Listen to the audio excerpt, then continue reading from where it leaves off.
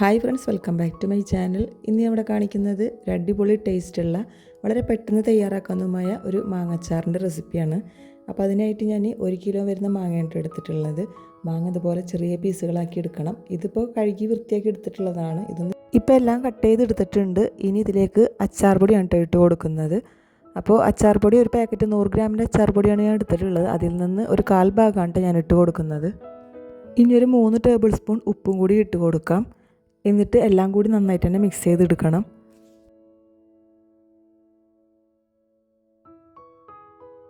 Mix ചെയ്തതിന് ശേഷം ഇതൊരു 10 മിനിറ്റ് മാറ്റി വയ്ക്കാം. ഈ ഒരു അച്ചാർ പൊടിയാണ് ഞാൻ ഇതിലേക്ക് ചേർത്ത് കൊടുത്തിട്ടുള്ളത്. അപ്പോൾ ഒരു മാങ്ങയും കൂടി എക്സ്ട്രാ ഉണ്ടായിരുന്നു, അതും കൂടി ഒന്ന് കട്ട് ചെയ്തെടുത്തിട്ടുണ്ട് കേട്ടോ. എന്നിട്ട് എല്ലാം കൂടി ഒന്നുകൂടി മിക്സ് ചെയ്തെടുക്കുന്നുണ്ട്. ഈ ഒരു സമയം കൊണ്ട് അച്ചാറിലേക്ക് വേണ്ട വെളുത്തുള്ളി, ഇഞ്ചി എല്ലാം തൊലി കളഞ്ഞതിന് ശേഷം ഒന്ന് റെഡിയാക്കി വെക്കാം. ഇഞ്ചിയൊക്കെ ചെറുതായിട്ട് തന്നെ കട്ട് ചെയ്തെടുക്കണം കേട്ടോ. ഇനി ഒരു ഉരുളി വെച്ച് കൊടുത്തിട്ടുണ്ട്. ഇനി നമ്മൾ അച്ചാർ തയ്യാറാക്കുന്നത് നല്ലെണ്ണയിലാണ്. നല്ലെണ്ണയിൽ തയ്യാറാക്കുമ്പോൾ കുറച്ചധികം നാൾ തന്നെ ഇരിക്കും. അച്ചാർ കേടാവാതെ തന്നെ നമുക്ക് സൂക്ഷിക്കാനായിട്ട് പറ്റും. എണ്ണ ഒഴിച്ച് കൊടുക്കുമ്പോൾ മാങ്ങയുടെ അളവനുസരിച്ചിട്ട് വേണം എണ്ണ ഒഴിച്ച് കൊടുക്കാനായിട്ട്.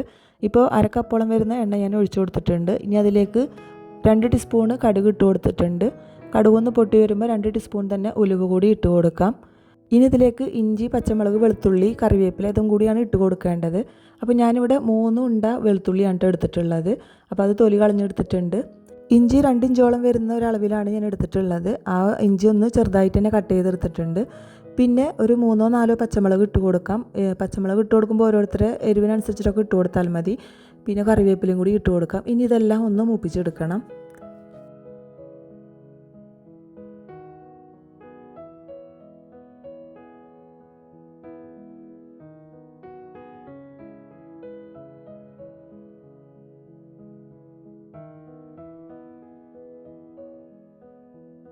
ഇതെല്ലാം മൂത്ത് വരുമ്പോൾ അച്ചാർ പൊടി ഇട്ട് കൊടുക്കണം. അപ്പോൾ ഒന്നുകിൽ ഫ്ലെയിം ഓഫ് ചെയ്ത് കൊടുക്കാം, അതല്ലെങ്കിൽ ലോ ഫ്ലെയിമിലാക്കി കൊടുക്കണം. അപ്പോൾ വീണ്ടും ഒരു 1/4 ഭാഗത്തോളം തന്നെ അച്ചാർ പൊടി ഞാൻ വീണ്ടും ഇട്ട് കൊടുക്കുന്നുണ്ട് കേട്ടോ. അച്ചാർ പൊടി കരിഞ്ഞു പോവാതിരിക്കാനാണ് കേട്ടോ ലോ ഫ്ലെയിമിലാക്കണം, അതല്ലെങ്കിൽ ഫ്ലെയിം ഓഫ് ആക്കാനായിട്ട് പറഞ്ഞത്. ഇനി ഇതിലേക്ക് വിനാഗിരി ഒഴിച്ചു കൊടുക്കാം. അപ്പോൾ മാങ്ങയുടെ അളവ് അനുസരിച്ചിട്ട് വേണം വിനാഗിരി ഒഴിച്ചു കൊടുക്കാനായിട്ട്. ഇതിൻ്റെ അളവ് പ്രത്യേകം പറയുന്നില്ല കേട്ടോ. എല്ലാം കൂടി ഒന്ന് ഇളക്കിയെടുക്കാം. ഇനി അതിന് ശേഷം നമ്മൾ തയ്യാറാക്കി വെച്ചിട്ടുള്ള മാങ്ങ ഇതിലേക്ക് ഇട്ട് കൊടുക്കാം. ഇപ്പോൾ മീഡിയം ഫ്ലെയിമിലൊക്കെ വെച്ച് കൊടുക്കട്ടെ. ഈ സമയത്ത് 1/2 ടീസ്പൂൺ ഉപ്പ് കൂടി ഇട്ട് കൊടുക്കുന്നുണ്ട്. എന്നിട്ട് എല്ലാം കൂടി നന്നായിട്ട് തന്നെ മിക്സ് ചെയ്തെടുക്കാം.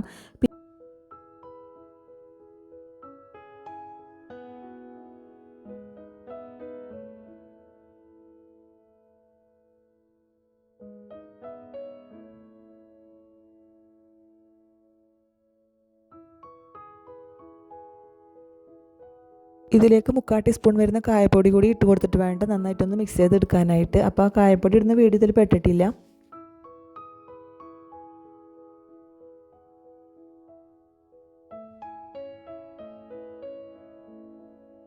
എല്ലാം നന്നായിട്ട് തന്നെ മിക്സ് ചെയ്തതിന് ശേഷം നമുക്ക് ഫ്ലെയിം ഓഫ് ചെയ്ത് കൊടുക്കാം. ഇത്ര ഉള്ളോട്ട വളരെ എളുപ്പം തയ്യാറാക്കാൻ പറ്റുന്ന ഒരു മാങ്ങാച്ചാറിൻ്റെ റെസിപ്പിയാണ്. ആർക്കും വളരെ എളുപ്പം തയ്യാറാക്കാൻ പറ്റുന്നതാണ്. അപ്പോൾ എല്ലാവരും ഒന്ന് ട്രൈ ചെയ്ത് നോക്കണം. വീഡിയോ ഇഷ്ടമായാൽ മറക്കാതെ തന്നെ ലൈക്ക് ചെയ്യുക, ഷെയർ ചെയ്യുക, സബ്സ്ക്രൈബ് ചെയ്യുക. നിങ്ങളുടെ ഫ്രണ്ട്സിനും ഫാമിലിക്കും ഒന്ന് ഷെയർ ചെയ്ത് കൊടുക്കാം. അടുത്ത നല്ലൊരു വീഡിയോ ആയിട്ട് നമുക്ക് വീണ്ടും കാണാം. താങ്ക്